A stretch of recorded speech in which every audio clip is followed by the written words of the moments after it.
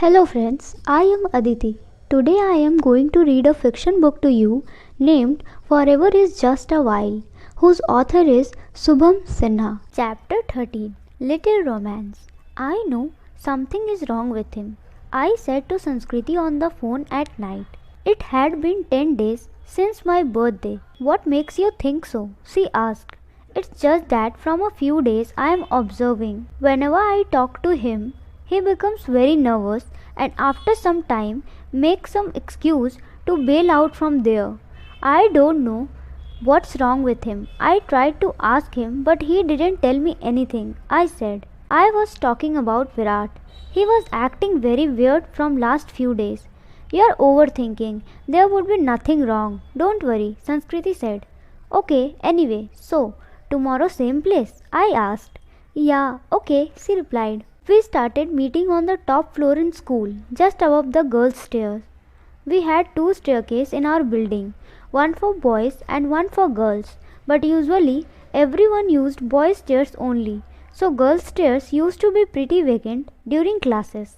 So on alternate days, we used to bunk a period at same time and meet at the top floor on the girls' stairs and be there for the whole period. Next day, Sanskriti arrived 5 minutes after the bell rang for third period. I was already there before her. She came and hugged me while I leaned against the wall. If anyone sees us here, we will be dead. You know that, right? She whispered in my ears.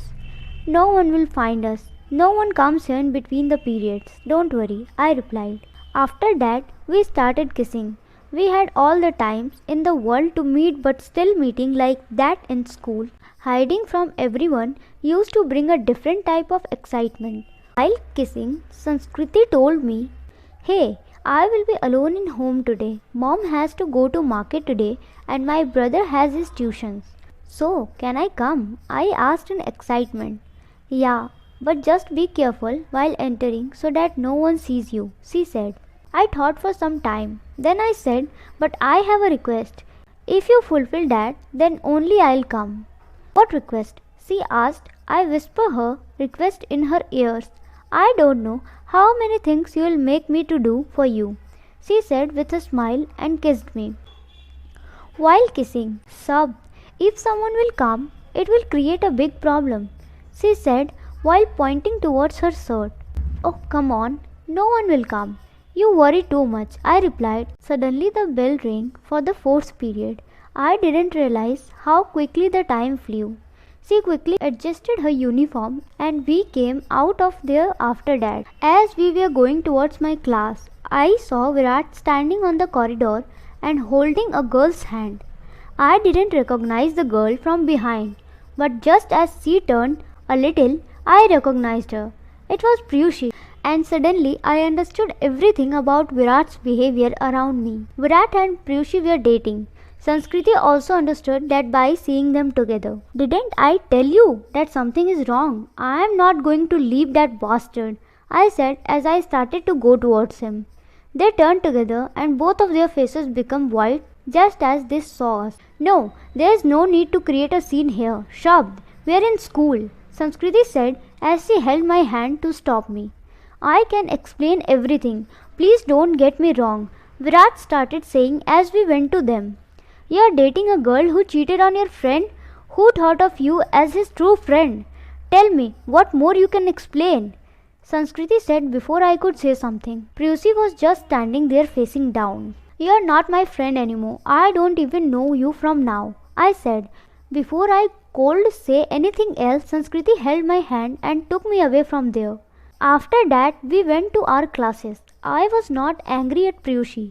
She betrayed me, so I dumped her. Now our life was on different paths. It didn't matter to me if she had a boyfriend or who her boyfriend was. But how could Virat do that to me? In the whole wide world, how could he find only her to go out with?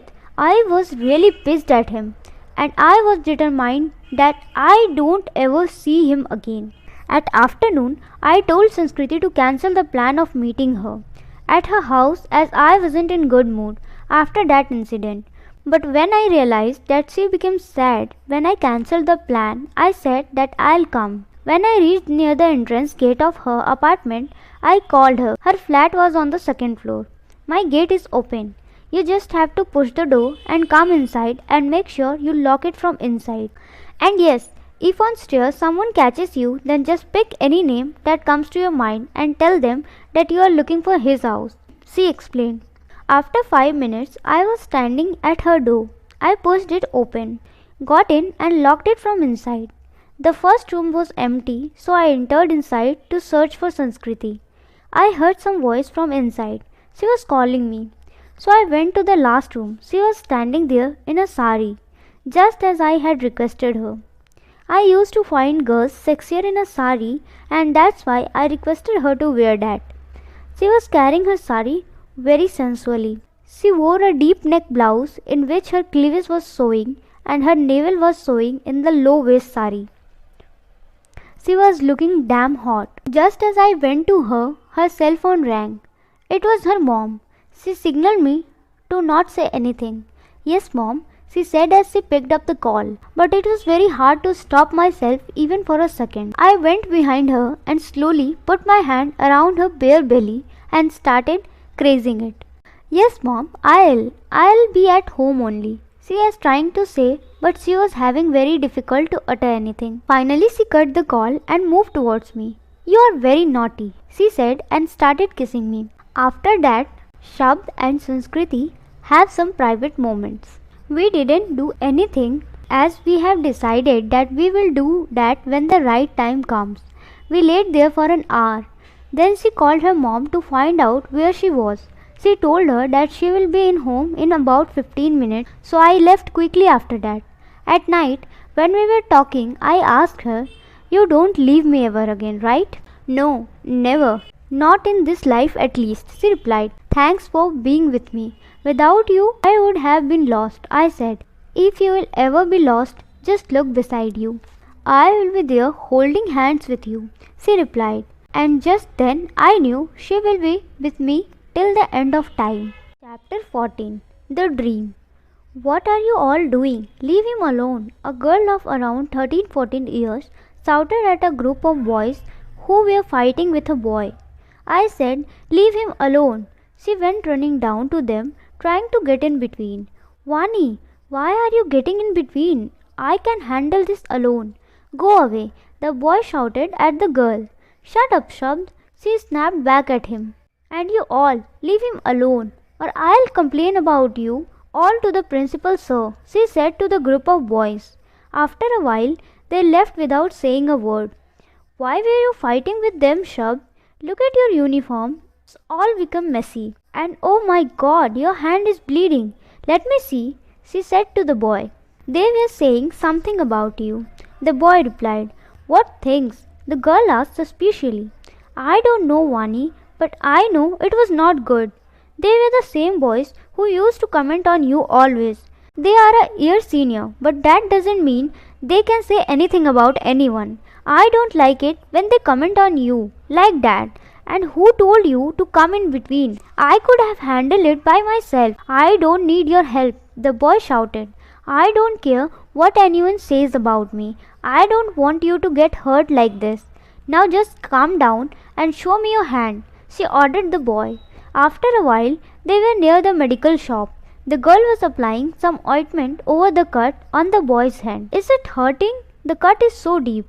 Don't you ever do anything like this. Do you understand?" the girl said to the boy. There was a serious concern and care on her face for him. "Oh shit, they tore my bag. It was brand new. Mom is going to scold and scream on me so much. Shit, he said while checking on his bag. "No, she won't. I have a solution," she said. "What solution?" he asked. "We will buy the same bag for you right now before going home. There are so many shops for school bags on our way home. We will get the same bag in any shop," she replied. "Are you crazy? I don't have money for buying a bag and I don't have any savings even. Come on, we are in 8th standard. From where will I get that much money without telling mom and dad?" the boy said in frustration. "I have some money. I was saving it from some time for buying stilettos for myself," she said. No way, I can't take money from you. And moreover, you have to buy your stilettos. Boy replied, you don't worry about that. It's totally fine. I anyway do not need those so urgently. And whenever you will have the money, buy me a pair of stilettos, she replied. Okay, I'll buy you your stilettos soon. You always help me in my difficulties. Boy said, I'll do anything for you, Sub. And listen to me very carefully. Never ever hurt yourself like this again, she replied. Then everything started getting blurred. I was out of breath while waking up from sleep. It was a dream, but it seemed so real as if it had happened a day before. I had not been able to forget that incident. Vani sacrificed her savings for me, and just after 3 months, she died. I did not even get the chance to buy her stilettos, which I promised. I checked the clock. It was 5 a.m. in the morning. After a long time, I had a dream of Vani. I wanted to tell Sanskriti about her, but I did not know how to say it. Sometimes I used to think how my life would have been if Vani was alive today. My best friend and the person I love the most in the world. Both would have been together in my life. But I decided to let it go. Past is past. I could not do anything about it. My board's exams were going on. I woke up early and decided to study as I had accountancy paper after 3 days. Our meeting on the top floor where she had taken me on my birthday had frequented by that time. But we had not met since my exams started, as she did not want to distract me from my studies. It had been almost 15 days without meeting her, so I requested her to meet once. We decided that after this meeting, we will meet only after my exams were over. How are your exams going? She asked when we were settled on the stairs. It's going fine, I replied. You are looking worried. Is there a problem? She sensed it. I was thinking about the dream I had, but I decided not to tell her. After all, she did not know anything about Vani. Nothing, just a bit tensed about my papers, I replied. Oh, okay. Then let me reduce your tension a little, she said. She got up and sat over my legs facing me, and we started kissing. Take as long as you want, sweetheart, because we are going to meet directly after 15 days from now. After your exams will be over, she whispered that in my ears while kissing me on my cheek. Then today we are going to be here for a very long time, darling, I whispered her back. Being with her always made me forget every bit of my tension. I felt so light just with her presence beside me. After some time, we put our clothes on. Hey, Holi is near. I have an idea. Come to my home. You will be able to meet my mom and your future mother-in-law, I said with excitement. Are you crazy? How can I come to your home? What will you say to auntie? She replied with a shock. Let's see. I'll tell her that I love this girl and I want to marry her in future, I replied. Oh, come on. No jokes, please, she replied. Do I look like I am joking? I said with a serious note. Mom actually knows a little about us, and she is okay with it. I mean, as long as my studies are not getting affected, and I showed her your picture too.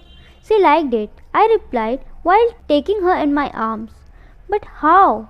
I mean, she knows about us and she is cool with it, she asked. She does not know everything about us, but you know, when she sees me always talking to you or talking about you, and when I showed your picture and asked how is she looking and all, so I guess she got the idea that something is going on between us, and it's good that she knows. It will help us in future, I said. How? I just don't understand how she is okay with it, she said. Think about what parents think in case of marriage of their children. What's the most basic thing they think about? Caste? They want to marry their son or daughter in the same caste as themselves, and then they search for best one for them. So the plus point is in our relationship is that we are of same caste. Kayastha. So I guess mom is thinking that you are of same caste as us and you are also very beautiful. So even if our matter becomes serious in future, then it won't be a big issue, I explained. Actually you are right, she replied. And if I'll get a good job in future, then I don't think that your parents will even have any problem in letting you marry me if you will ask them. Am I right? I asked. Yes, you are absolutely right, she replied with a smile on her face. So our parents won't be a problem in future when the times come of marriage. Now there is only one problem left, I said. And what's that? She asked. Will we be together till that time? I said. What do you mean? She asked. I mean, let's face it, that it will be a long time till we reach that point when we can actually get married. And you know that we don't always be this close to each other because I am in commerce and you are studying science. I'll go for BCom and you will do engineering. So there is a very high probability that after passing out from school, we will probably be in different cities. The question is, will we able to manage long distance relationship? I want to be with you forever. I know that I can't live without you. Wherever I will be, I'll always love you. No one can ever take your place in my life. You tell me.